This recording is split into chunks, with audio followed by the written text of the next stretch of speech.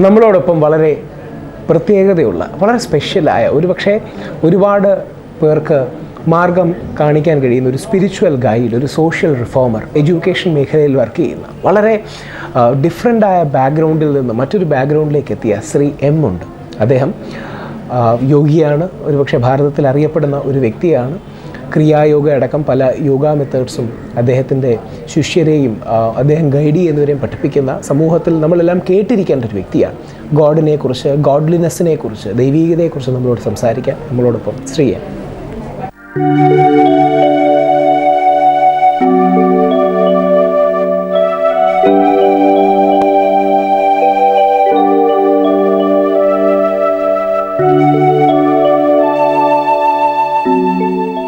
Shri M, പണ്ട് നമ്മൾ ദൈവം, സ്വർഗനരകങ്ങൾ, ഇതൊക്കെ ഒരു എറ്റേണൽ ക്വസ്റ്റായി പറയാറുണ്ടായിരുന്നു. പക്ഷെ ഒരു ന്യൂ ഏജ് സ്പിരിച്വാലിറ്റിയിലേക്ക് വന്നാൽ ഈ സെൽഫ് റിയലൈസേഷൻ, എൻലൈറ്റ്മെൻറ്റ്, ഇങ്ങനൊരു പോയിന്റ് ഉണ്ടെന്നും അതിനെ എറ്റേണലി സെർച്ച് ചെയ്യണമെന്നും, അങ്ങനെ ഒരു സെൽഫ് ഏതെങ്കിലും ഒരു നിമിഷം റിയലൈസ് ചെയ്യും, ഒരു എൻലൈറ്റ്മെൻറ്റ് ഉണ്ടാകും, പെട്ടെന്ന് ലൈറ്റ് കൂടുന്നു, ഇങ്ങനെ ഒരു മരീചിക പോലെ ഒരുപാട് ആൾക്കാർ ഇറങ്ങിത്തിരിക്കാറുണ്ട്. അപ്പോൾ ശരിക്കും ഇതിൻ്റെ ഒരു അടിസ്ഥാനം ദൈവീകതയോ സ്പിരിച്വൽ എന്നൊക്കെ പറയാറ്. യഥാർത്ഥത്തിൽ ഇങ്ങനെ ഒരു എൻലൈറ്റ്മെന്റ് എന്ന് പറഞ്ഞൊരു കാര്യമുണ്ടോ? ശരിക്കും അങ്ങനെ ഒരു സെൽഫ് റിയലൈസേഷൻ ഒരു കാര്യം തന്നെ ഉണ്ടോ? അത് ഈ ചോദ്യം വളരെ നല്ല ഒരു ചോദ്യമാണ്. കാരണം എൻ്റെ അടുത്ത് ഇതുവരെ ആരും ഇങ്ങനെ ചോദിച്ചിട്ടില്ല. സെൽഫ് റിയലൈസേഷൻ എന്ന് പറഞ്ഞാൽ തന്നെ ആ വാക്കുണ്ടല്ലോ, അതിൻ്റെ അർത്ഥം എന്തോന്നാണ്? സെൽഫ് റിയലൈസ് എന്ന് പറഞ്ഞാൽ നമ്മൾ എന്താണ് സെൽഫ് എന്ന് കണ്ടുപിടിക്കുക എന്നുള്ള ഒറ്റ അർത്ഥമേ ഉള്ളൂ അതിനകത്ത്. ഞാൻ ഹിമാലയത്തിൽ മഹേശ്വർനാഥ് ബാബാജിയുടെ കൂടെ കുറച്ച് കാലം നടന്നതാണ്, 2-2.5 കൊല്ലം. എൻ്റെ അഭിപ്രായത്തിൽ ഇല്യൂമിനേഷൻ, സെൽഫ് റിയലൈസേഷൻ എന്ന് പറഞ്ഞാൽ ഇങ്ങനെ പെട്ടെന്ന് ഒരു ലൈറ്റ് പൊട്ടിത്തെറിക്കുകയോ അതൊന്നുമല്ല. ആദ്യം എന്തെങ്കിലും നമ്മൾ ഒരു സെർച്ച് തുടങ്ങുമ്പോൾ ആദ്യം ഞാൻ എവിടെയാണ് നിൽക്കുന്നത്, എൻ്റെ ലിമിറ്റേഷൻസ് എന്താണ്, എനിക്ക് ഈ സെർച്ചിലേക്ക് പോകാൻ പറ്റുമോ എന്ന് അറിയണ്ടേ ആദ്യം. അതല്ലേ എൻ്റെ ഈ സെർച്ചിൽ പോകുന്ന എക്വിപ്മെൻറ്റ് ഞാനാണല്ലോ. അപ്പോൾ എന്നെ പറ്റി സ്റ്റഡി ചെയ്യുക എന്നുള്ളതാണ് സെൽഫ് റിയലൈസേഷൻ. ആദ്യം ഞാൻ ആരാണ്, ഞാൻ എന്തുകൊണ്ടാണ് ഇങ്ങനെ ബിഹേവ് ചെയ്യുന്നത്, ഞാൻ പല സിറ്റുവേഷനിൽ എൻ്റെ ബിഹേവിയർ എങ്ങനെയാണ് പ്രസൻറ്റ് ചെയ്യുന്നത്, എനിക്ക് ദേഷ്യമുണ്ടോ, എനിക്ക് അറ്റാച്ച്മെൻ്റ് ഉണ്ടോ, ഇതൊക്കെ സ്റ്റഡി ചെയ്യുന്നതാണ് ആദ്യത്തെ സെൽഫ് സ്റ്റഡി. ഒരു ചോദ്യം അവിടെ തന്നെ വരുന്നത്, ഇപ്പം നമ്മുടെ 2-3 അപ്രോച്ചസ് ന്യൂ ഏജ് ഫിലോസഫേഴ്സിന്, ഇപ്പം ജിദ്ദു കൃഷ്ണമൂർത്തിയുടെ ഒക്കെ ഒരു അപ്രോച്ചാണ്. അതായത് നമ്മൾ എവിടെ നിൽക്കുന്നു, ഈ അഹം ബ്രഹ്മാസ്മി മീനിങ്ലെസ് ആയി പറഞ്ഞിട്ട് യാതൊരു അർത്ഥവും ഒരു കാര്യമില്ല. കാരണം അതൊരു സൂപ്പർ ഇമ്പോസിഷൻ ആയി പോകും. ശരിക്കും നമുക്ക് അതിനെപ്പറ്റി ഒന്നും അറിഞ്ഞൂടാ. ആരോ പറഞ്ഞു അഹം ബ്രഹ്മാസ്മി, ഞാനും വിശ്വസിച്ചു അഹം ബ്രഹ്മാസ്മി. കുറെ കാലം ഞാനത് ഇമാജിൻ ചെയ്യുമ്പോൾ എനിക്ക് തോന്നുന്നു ഞാനും അഹം ബ്രഹ്മാസ്മി. അല്ല, പക്ഷെ അവിടെ വരുമ്പോൾ അടുത്തൊരു ചോദ്യം വരുന്നത്, ഈ സെൽഫ് ഒബ്സർവേഷൻ, സ്വയം അണ്ടർസ്റ്റാൻഡിങ് എന്നൊക്കെ പറയുമ്പോൾ ഈ ഒബ്സർവറും ഒരു ഒബ്സർവ്ഡും ഉണ്ടല്ലോ. നമ്മളൊരു ഒബ്സർവറാണ്, ഒരു ഒബ്സർവ്ഡ് ആണ്, അതുണ്ടോ? ഇപ്പം ഒരുപാട് പേര്, ഇപ്പം ശ്രീ ജിദ്ദു കൃഷ്ണമൂർത്തിയെ പോലുള്ളവർ പറയുന്നത് അങ്ങനെ രണ്ടുമില്ല, ഒബ്സർവർ തന്നെയാണ്. ഇതെന്താന്ന് വെച്ചാല് യോഗസൂത്രങ്ങളിൽ, പതഞ്ജലിയുടെ യോഗസൂത്രത്തിൽ പറയുന്നത് ധ്യാനത്തിൻ്റെ അവസാനത്തെ സ്ഥിതി സമാധി, ധാരണ, ധ്യാന. സമാധി എന്ന് പറഞ്ഞാൽ അവിടെ മെഡിറ്റേറ്റ് ചെയ്യുന്ന ആളും മെഡിറ്റേഷനും മെഡിറ്റേറ്റ് ചെയ്യുന്ന ഓബ്ജക്റ്റും ഇതെല്ലാം മാറിക്കിട്ടും. There is no observer, there is no observed. പക്ഷെ വാസ്തവത്തിൽ അത് നമ്മൾ ഒബ്സർവ്ഡ് എന്ന് പറയുന്നത് തന്നെ ഈ മൈൻഡിൽ കോൺഷ്യസ്നെസ് ആണല്ലോ. അപ്പോൾ ഈ മൈൻഡ് പറയാണ് ഞാൻ ഇന്ന സംഗതിയെ ഒബ്സർവ് ചെയ്യാണ്. ഒബ്സർവ് ചെയ്യുന്ന മൈൻഡിനെ തന്നെയാണ് അല്ലേ? അപ്പം അതും മൈൻഡ് തന്നെയാണ് ഒബ്സർവ് ചെയ്യുന്നത്. അത് വേറൊരു എൻറ്റിറ്റി ഒന്നും ഇല്ല അവിടെ. അത് നമുക്ക് കുറച്ചു കാലം അത് ആലോചിക്കുമ്പോൾ മനസ്സിലാവും. ഈ ഒബ്സർവേഷന് നിൽക്കുന്നവനും he's made up of all the things that is observing. അങ്ങനെ ഒരു ഫൈനായിട്ടൊരു അണ്ടർസ്റ്റാൻഡിങ് വരുമ്പോൾ ഒരു ദിവസം ആ ഒബ്സർവർ എന്ന് പറയുന്നതും ഒബ്സർവ്ഡ് എന്ന് പറയുന്നതും മാറിക്കിട്ടും. പിന്നെ എന്താണ് അവിടെ നിൽക്കുന്നതെന്ന് ചോദിച്ചു കഴിഞ്ഞാൽ അത് നമുക്ക് മൈൻഡ് കൊണ്ട് പറയാൻ പറ്റാത്തൊരു സംഭവമാണ്. കേനോപനിഷത്ത് യത് വാചാനഭ്യുതിതം എന്ന വാഗ് അഭ്യുത്യതേ എന്ന് വെച്ചാൽ ഇത് വാക്ക് കൊണ്ടൊന്നും ഡിസ്ക്രൈബ് ചെയ്യാനോ പറയാനോ പറ്റാത്ത ഒരു സംഗതിയാണ്. പക്ഷെ വാക്കിൻ്റെ ഓറിജിൻ അവിടെ നിന്നാണ്. തദേവ ബ്രഹ്മം ത്വം വിദ്വീൻ ഏതം യദ്ദിദം ഉപാസത്തെ എന്നാണ് ഒരു സ്വീപ്പിംഗ് സ്റ്റേറ്റ്മെൻ്റ് ആണ്. എന്ന് വെച്ചാൽ അത് മാത്രമേ ഉള്ളൂ സത്യം. ഏത്? വാക്കുകൊണ്ട് ഡിസ്ക്രൈബ് ചെയ്യാൻ പറ്റാത്ത അത്. അതല്ലാതെ നീ ഇവിടെ നേതം യത് ഇതം ഉപാസത്തെ, നീ ഇവിടെ വർഷിപ്പിക്കുന്ന ഒരു സംഗതിയും അതല്ല എന്ന് ഇങ്ങനെയൊക്കെ അതിനെ പറയാൻ പറ്റുള്ളൂ. അതിന് എന്താണെന്ന് പറയാൻ പറ്റില്ല. എന്ന് വെച്ചാൽ വേദാന്തത്തിൽ എക്സാമ്പിൾ പറയുകയാണെങ്കിൽ ഒരു ഉപാധിയില്ലാതെ അതിനെ എക്സ്പ്ലെയിൻ ചെയ്യാൻ പറ്റില്ല. പിന്നെ സ്വാമി ചിന്മയാനന്ദ ഉത്തരകാശിയിൽ തപോവൻ മഹാരാജിൻ്റെ കൂടെ കുറേ കാലം നിന്നിട്ടാണ് ഉപനിഷത്തെല്ലാം പഠിച്ചത്. അപ്പോൾ ഈ ബ്രഹ്മം എന്നുള്ള റിയാലിറ്റിയെ ഡിസ്ക്രൈബ് ചെയ്യുമ്പോൾ ശ്രോത്രസ്യ ശ്രോത്രം മനസ്സോ മനാഹ്യ സ്വാചോ ഇങ്ങനെയാണ് ഡിസ്ക്രൈബ് ചെയ്യുന്നത്. It is the I of the I, it is the year of the year. ഇത് എക്സാക്ട്ലി എന്താണെന്നൊന്ന് പറഞ്ഞുകൂടെ എന്ന് ചോദിച്ചു പുള്ളി ഒരിക്കൽ. ഇതിപ്പോൾ ഇതിൻ്റെ ഇതാണ് അതിൻ്റെ ഇതാണെന്നൊക്കെ പറയാതെ എന്തോന്നാണെന്ന് പറഞ്ഞൂടെ. അപ്പോൾ പുള്ളി ഒന്നും മിണ്ടിയില്ല, ഉണ്ടായിരുന്നു. കുറച്ച് കഴിഞ്ഞിട്ട് പറഞ്ഞ് താഴെ ഗംഗയിൽ പോയിട്ട് കുറച്ച് വെള്ളം എടുത്തുകൊണ്ട് വരാൻ പറഞ്ഞു കമണ്ടല്ലൂരിൽ. പുള്ളി ചെന്ന് കമണ്ടല്ലൂർ വെള്ളം എടുത്തോണ്ട് പുള്ളി അങ്ങോട്ട് ചൂടായി. തൻ്റെ അടുത്ത് ഞാൻ വെള്ളമല്ലേ കൊണ്ടുവരാൻ പറഞ്ഞു, കമണ്ടല്ലൂർ എന്തിനാണ് എടുത്തുകൊണ്ട് വന്നത്? അത് സ്വാമി അത് വെള്ളം കമണ്ടലും ഇല്ലാതെ എങ്ങനെയാണ് ഉപാധി ഇല്ലാതെ ഇതിനെ എക്സ്പ്രസ് ചെയ്യാൻ പറ്റൂല. പക്ഷെ എക്സ്പ്രസ് ചെയ്യുന്ന ഉപാധി അതല്ല. ഈ ഒരു ട്രാവലിനെ കുറിച്ച് പ്രത്യേകിച്ച് അങ്ങയുടെ ഒരു ഇതിലും ഈ സ്പിരിച്വൽ ട്രാവൽ നമ്മൾ പറയാറുണ്ട്. നമ്മൾ ഇവിടെ എവിടെ നിൽക്കുന്നു, എങ്ങോട്ട് പോകുന്നു, ഈ എങ്ങോട്ടാണ് പോകുന്നത്, അങ്ങനെ ഒരു ഡെസ്റ്റിനേഷനോ അങ്ങനെ ഒരു ജേർണിയോ ഉണ്ടോ, അതോ ഒരു എൻലെസ് ആയിട്ടുള്ളൊരു ട്രാവലാണ്? എൻലെസ് ആണ്. അതിൻ്റെ പിക്യൂലിയർ ഇമ്പോർട്ടൻസ് അത് എൻലെസ് ആണ്. അത് ഒരിക്കലും കഴിഞ്ഞു എന്ന് നമുക്കിത് പറയാൻ പറ്റില്ല. ഫൈനൽ സ്റ്റേറ്റ് ഇല്ല, ഒരു ഫൈനൽ സ്റ്റേറ്റ് ഇല്ല. ഫൈനൽ സ്റ്റേറ്റ് മനസ്സിന്റെ സ്റ്റേറ്റ് എന്താണെന്ന് വെച്ചാൽ ഫൈനൽ സ്റ്റേറ്റ് ഇല്ല എന്നുള്ള റിയലൈസേഷൻ ആണ് ഫൈനൽ സ്റ്റേറ്റ്. കാരണം എന്ന് വെച്ചാൽ ഇതൊരു മിൽക്കി വേ പോലെ എൻലെസ് ആണ്. സാധാരണ നോളജ് അങ്ങനെയല്ല. ഇതിനെപ്പറ്റി എനിക്ക് അണ്ടർസ്റ്റാൻഡ് ചെയ്യണം, ഞാനത് അണ്ടർസ്റ്റാൻഡ് ചെയ്തു, കഴിഞ്ഞു. ഉപനിഷത്തിൽ ഒരു സ്ഥലത്തുണ്ട് അന്തം തമ പ്രവിശന്തി അവിദ്യായാം ഉപാസത്തെ എന്ന് വെച്ചാൽ those who worship ignorance enter into great darkness. അത് നമ്മളെല്ലാവരും അണ്ടർസ്റ്റാൻഡ് ചെയ്യും, ശരിയാണെന്ന് പറയും. കാരണം നമ്മളെല്ലാം വിചാരം നമ്മൾ ഇഗ്നറൻ്റ് അല്ല, നോളജ് ആണെന്നാണല്ലോ നമ്മുടെയൊക്കെ വിചാരം. അതുകൊണ്ട് അത് നമുക്ക് മനസ്സിലാക്കാൻ ഒരു ബുദ്ധിമുട്ടുമില്ല. he who worships ignorance enters into darkness. അടുത്ത സെൻറ്റൻസ് ആണ് ശരിക്കും തട്ടുന്നത്. and he who worships knowledge enters into greater darkness. പക്ഷെ സത്യം പറഞ്ഞാൽ നോളജ് എല്ലാം മെമ്മറിയാണ്. And memory cannot be a present thing. അതിൻ്റെ പ്രസൻറ്റ് എന്നൊരു മെമ്മറി ഉണ്ടോ? മെമ്മറി എല്ലാം പാസ്റ്റിലല്ലേ. അപ്പോൾ എല്ലാ നോളജും പാസ്റ്റ് ബേസ്ഡ് ആണ്. അപ്പോൾ എല്ലാ നോളജും മെമ്മറിയാണല്ലോ. അപ്പോൾ ശരിക്കും സത്യമായിട്ടുള്ള ഒരു സംഗതി എന്ന് പറഞ്ഞാൽ ഇപ്പോൾ ഉള്ള സാധനമാണ് now. So it cannot be defined by any knowledge. അതാണ് എൻ്റെ അർത്ഥം. അപ്പോൾ ശരിക്കും ഒരാൾക്കൊരു ഇൻഡിവിജ്വൽ സോൾ ഉണ്ടോ? ഒരു വ്യക്തിക്ക് ഒരു ആത്മാവുണ്ടോ? As long as you have individual desires, individual identity ഉണ്ടാകും. നമ്മൾ കംപ്ലീറ്റ് ഫുൾഫിൽമെൻറ്റിൽ ഒരു ഡിസയറും ഇല്ലാതാവുമ്പോൾ അത് ടോട്ടലായിട്ട് അങ്ങ് ഡിസോൾവ് ചെയ്യും. പിന്നെ ബർത്തോ റീബർത്തോ ഒന്നുമില്ല അതിനകത്ത്. അതാണല്ലോ എയിം ചെയ്യുന്നത്. മോക്ഷം എന്ന് പറഞ്ഞാൽ എന്തെന്നാണ്? Freedom from the cycle of birth. അതെ. പക്ഷെ അങ്ങനെ എയിം ചെയ്യുമ്പോൾ ആ മോക്ഷത്തിൽ പിന്നെ ഒരു ഇൻഡിവിജ്വൽ ഉണ്ടോ? അല്ല, പക്ഷേ ആ ഇൻഡിവിജ്വലിന്റെ ബേസിന്, അതായത് ഇപ്പൊ അതായത് ബുദ്ധിസം അടക്കം നമ്മുടെ ജിതു കൃഷ്ണമൂർത്തി ബുദ്ധിസത്തിലാണെങ്കിൽ അങ്ങനെ ഒന്നുമില്ല. അനാത്മയാണ്. അത് ആ സങ്കല്പം തന്നെയല്ലേ ഒരർത്ഥത്തിൽ ന്യൂ ഏജ് സ്പിരിച്വാലിറ്റി പ്രസന്റ് ആണ്. അതാണ്. പക്ഷെ ആ ഇൻഡിവിജ്വൽ എന്നൊരു റിയാലിറ്റിയെ ഡിനേ ചെയ്യാൻ നമുക്ക് കഴിയും? അതായത് ഒരിക്കലും ഇത് രണ്ടും എങ്ങനെയാണ് റീകൺസൈൽ? അത് എങ്ങനെയാന്ന് വെച്ചാൽ ഇൻഡിവിജ്വൽ എന്ന് പറയുന്നത് നമ്മളിപ്പോൾ we are all individuals. Individual അല്ലാതെ നമുക്ക് സംസാരിക്കാനോ തിങ്ക് ചെയ്യാനോ ഒന്നും പറ്റില്ല. പക്ഷെ ആ ഇൻഡിവിജ്വാലിറ്റി എന്ന് പറയുന്നത് ഒരു ടെമ്പററി ഫേസ് ആണ്. It is not a permanent affair. കാരണം പറഞ്ഞു തരാം. ഇന്ന് ഞാനൊരു ഇൻഡിവിജ്വലാണ്. പക്ഷേ എൻ്റെ ഇൻഡിവിജ്വാലിറ്റി ഞാൻ ഒരേ സെയിം ഇൻഡിവിജ്വാലിറ്റി ആണെന്ന് വിചാരിച്ചാലും വാസ്തവത്തിൽ വ്യത്യാസമുണ്ട്. എങ്ങനെ? ഞാൻ 4 വയസ്സ് 5 വയസ്സുള്ളപ്പോൾ എനിക്കൊരു ഇൻഡിവിജ്വാലിറ്റി ഉണ്ട്. അതല്ല എനിക്ക് 16 വയസ്സുള്ളപ്പോൾ ഉള്ള ഇൻഡിവിജ്വാലിറ്റി. എല്ലാം ഞാനെന്നുള്ള ഫീലിംഗ് ഉണ്ട്, അതുണ്ട്. പക്ഷേ ഞാൻ ആരാണെന്ന് അപ്പോൾ ചിന്തിക്കുന്ന വേറെ വിധത്തിലാണ്. വ്യത്യാസം വന്നു. എൻ്റെ ഇൻഡിവിജ്വാലിറ്റിയുടെ ഐഡിയ തന്നെ വ്യത്യാസം വന്നു. വേദാന്തിസ്റ്റ് പറയുന്നത് ആ ഇൻഡിവിജ്വാലിറ്റി മാറി മാറി പോവും. Just as we change from childhood to old age and become different people, in the same after death there is some element in us which keeps changing. When will it end? When it realizes that ultimately it is only a thought.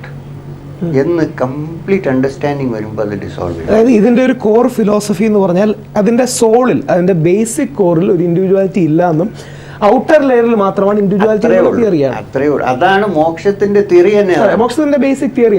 പക്ഷെ അത് ശരിക്കും അത് ഇതാണ് അതിന്റെ ഒരു base എന്താ theory. If we can go to something little concern with science പറ്റി പറയാം. ജിൽ ബോൾട്സ് എന്നൊരു ന്യൂറോളജിസ്റ്റ് 34-ാമത്തെ വയസ്സിൽ അവർക്കൊരു സ്ട്രോക്ക് ഉണ്ടായി. അവരൊരു പുസ്തകം എഴുതിയിട്ടുണ്ട്, അതിൻ്റെ പേര് സ്ട്രോക്ക് ഓഫ് ഇൻസൈറ്റ്. 34 വയസ്സുള്ളപ്പോൾ അവർ തന്നെ ന്യൂറോളജിസ്റ്റാണ്. ഇത് പറ്റിയെന്ന് പറഞ്ഞാൽ അവരെ ബ്രെയിനിലൊരു ഹെമറേജ് ഉണ്ടായിട്ട് ബ്ലഡ് ഫ്ലോ ചെയ്ത് left side of the brain മുഴുവൻ ബ്ലഡ് ഫില്ല് ചെയ്തു. ഇത് നോൺ ഫങ്ഷനലായി. ഇന്നത്തെ ന്യൂറോളജിക്കൽ തിയറി അറിയാമല്ലോ, ബ്രെയിന് 2 ലെഫ്റ്റ് ബ്രെയിൻ റൈറ്റ് ബ്രെയിൻ ആയിട്ട് തിരിച്ചിട്ടുണ്ട്. പല ക്യാരക്ടറിസ്റ്റിക്സും കൂടുതൽ വരുന്ന ഓരോ സൈഡിലാണ്, 2ലും ഉണ്ടെങ്കിലും കൂടുതലും. അപ്പോൾ left side brain total paralysed ആയിപ്പോയി. അതാണ് ഈ കാൽക്കുലേറ്റിംഗ് ബ്രെയിൻ. ഞാൻ ഇവിടെ ഇരിക്കുകയാണെങ്കിൽ എൻ്റെ ലിമിറ്റേഷൻ, എൻ്റെ സ്കിൻ എയറിൽ ടച്ച് ചെയ്യുന്ന അവിടെയാണ് എൻ്റെ ലിമിറ്റേഷൻ എന്നുള്ള ഫീലിംഗ് വരുന്നത് ലെഫ്റ്റ് ബ്രെയിനിൽ നിന്നാണ്. അത് കംപ്ലീറ്റ് അങ്ങോട്ട് അടച്ചു പൂട്ടി. പക്ഷേ she was aware of what was happening. Of course she lived. അത് ക്യൂറായി, പിന്നെ ശരിയായി, എന്നിട്ടാണ് എഴുതിയത്. അപ്പോൾ റൈറ്റ് ബ്രെയിൻ മാത്രം, റൈറ്റ് ലോബ് മാത്രം ഫങ്ഷൻ ചെയ്യുന്ന ഒരു സിറ്റുവേഷൻ അവർ വാച്ച് ചെയ്തപ്പോൾ അവർക്ക് തോന്നല്ല, അവരുടെ അണ്ടർസ്റ്റാൻഡിങ്, റിയലൈസേഷൻ എന്താണെന്ന് വെച്ചാൽ, എൻ്റെ ലിമിറ്റേഷൻ ഞാൻ സ്കിൻ എയറിൽ തൊടുന്ന സ്ഥലത്തല്ല.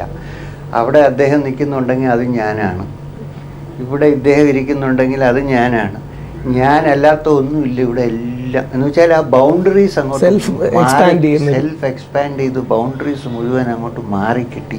അവർക്ക് തന്നെ മനസ്സിലാകുന്നു. അപ്പോൾ അവർ ചിന്തിച്ചപ്പോൾ ഞാനൊരു സെപ്പറേറ്റ് എൻറ്റിറ്റി ആയിട്ട് ഇതുവരെ വിചാരിച്ചിരുന്നത് എന്നൊരു ഫീൽ.